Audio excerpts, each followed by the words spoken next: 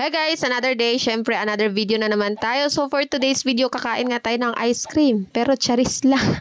So for today's video nga, gagawa nga tayo ng leather keychain. And ayan, i-flex ko lang pala sa inyo na gumagawa na ako ng leather keychain dati. Pero yung gamit ko nga dati is cutter lang. At syempre, gunting nga yung gamit ko. And aside nga doon, gumagawa na din pala ako dati ng mga resin nga na keychain necklace o di kaya itong earring. Natigil lang din talaga itong pagre-resin ko noon kasi ayan na nga, nabuntis nga ako kay Baby CJ and bawal nga yung mga chemicals. Alam nyo naman, yung amoy nga nitong resin guys is hindi talaga siya maganda kapag buntis ka nga. So, ito nga yung mga keychain na ginagawa ko dati. So, mga Valentine's ata to nung ginawa ko. Kasi yung mga nakasulat nga dyan is pang Valentine's nga. Bali, kumpleto na din yung mga gamit ko dati sa pagre-resin nga. Yung iba nga na-ibenta ko na. Ito nga, meron pa nga ako natira dito ng mga mold nga. Itong pang keychain, pang coaster, ayan, pang bookmarks, at saka ito, meron pang suklay nga dito. Buti na nga lang is naitago ko pa nga itong mga natira nga. Kasi ayan, magagamit nga natin ito ngayon. So, dahil nagka-craft na din ako, so syempre pwede ko naman itong idagdag sa aking mga products. So ayan, meron pa tayong mga materials dito. Ito talaga yung pambansang lagayan ng lahat. Charis. So nahalungkat ko nga ito kagabi kasi hinahanap ko nga yung pang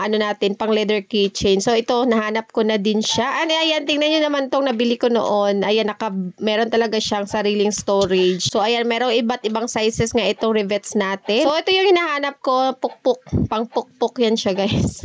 So ayan, gagawa nga tayo. And ito nga tayo sa sahig kasi magpukpuk tayo, baka kasi masira yung lamesa natin. Buti na lang din is meron pa nga tayo natira ditong leather nga. So diba, year 2021 pa ito, na itago ko pa. So ayan, ginatito ko siya pagpukpuk guys kasi nung trinay ko nga magpukpuk dun sa mukhang nasisira kasi siya. Ayan, pabaliktad nga ako magpukpuk. So di ko alam kung tama yung pinagagawa ko, pero ayan, nakat nga natin siya ng maayos. Syempre itatry na nga natin. So itong maliit nga yung nakuha ko ang rivet. So tama lang naman siya, kasya naman dito sa leather natin. Hindi ko alam kung anong size itong leather natin. Mukhang 1mm ata yung kapal nito. So madali na lang din namang sundan kasi meron na nga butas-butas dyan. So doon mo lang ipapasok yung mga rivets. Tapos ayan, ilalak mo lang siya. And after nun, ayan, magpupukpok na nga tayo dito. Ayan, yung gamit ko nga dito na hammer is itong rubber nga. So pwede din itong pangpukpok sa ulo kapag matigas. Char.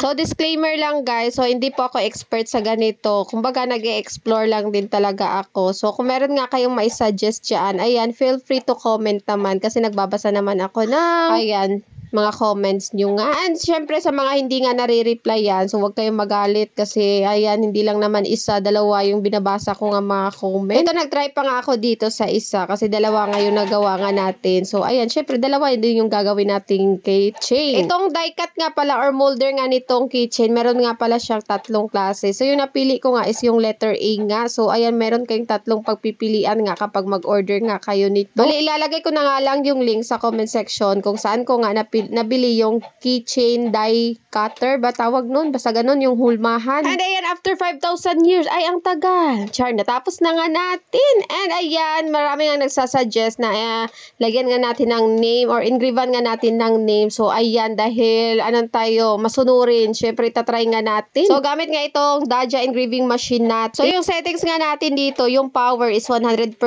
yung speed is 90%. So itatry natin kung maganda nga yung magiging outcome nga niya. So, itong Daja na engraving machine natin, na-try ko na siya sa leather, na-try ko na din siya sa pen natin, and syempre sa wood keychain. So, pwedeng-pwede nga yan. So, ito nga yung first try natin. So, ayan, sobrang liit pala siya. And, ayan, umangat nga yung natin, hindi ko siya natipan. Kaya, ayan, meron nga dyan, space. And, pangit yung font natin. So, mag-change tayo ng font, pero same settings pa rin. Tingnan natin kung maganda nga yung magiging outcome nga niya. So, kapag nag-engrave nga tayo ng leather keychain, dapat pala is naka-tape talaga siya guys. Kasi kapag umangat nga siya, so magkakaroon ng ganito yung parang space dyan sa baba. So pangit nga yung magiging outcome nga niya. So ito nga, itatry nga natin dito sa kabilaan. Ayan, naka-tape na nga yan siya. So same settings pa rin. Yung 100 yung power, then yung speed niya is 90%.